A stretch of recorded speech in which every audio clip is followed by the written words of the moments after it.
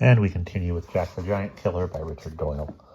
As soon as Jack had tricked the Welsh monster, he went further on his journey. A few days after, he met with King Arthur's only son, who had got his father's leave to travel into Wales to deliver a beautiful lady from the power of a wicked magician, who held her in his enchantments.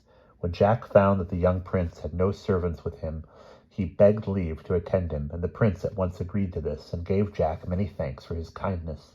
The prince was a handsome, brave, polite young man, so good-natured that he gave money to everybody he met. At length he gave his last penny to an old woman, and then turning to Jack said, How shall we be able to get food for ourselves for the rest of our journey?" "Leave that to me, sir," said Jack. "I will provide for my prince."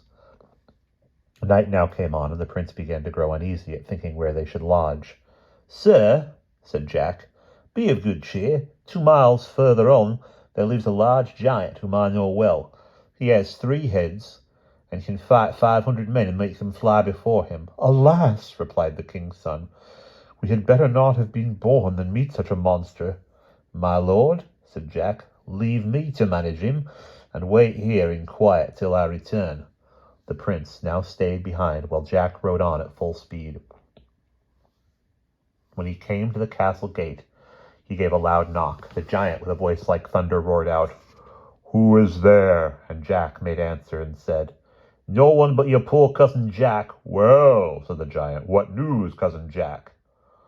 "Dear uncle," said Jack, "I have heavy news." "Pooh," said the giant, "what heavy news can come to me? I am a giant with 3 heads, and can fight 500 men, and make them fly before me." "Alas," said Jack, "here is the king's son, with 2,000 men coming to kill you and to destroy the castle and all that you have." "Oh, cousin Jack," said the giant, "this is heavy news indeed, but I have a large cellar underground where I hide myself, and you shall lock, bolt, and bar me in, and keep the keys till the king's son is gone."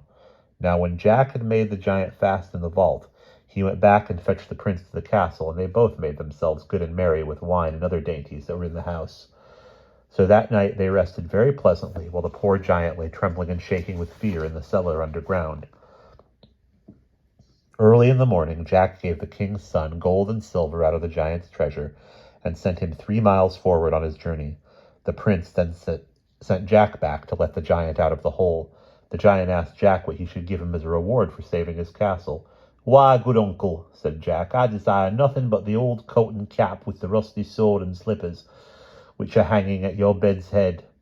"Then," said the giant, "you shall have them, and pray keep them for my sake, for they are things of great use. The coat will keep you invisible. The cap will give you knowledge, the sword will cut through anything, and the shoes are of a vast swiftness. All of these may be useful to you in times of danger, so take them with all my heart." Jack gave the giant many thanks, and set off to return to the prince. And we'll pause there.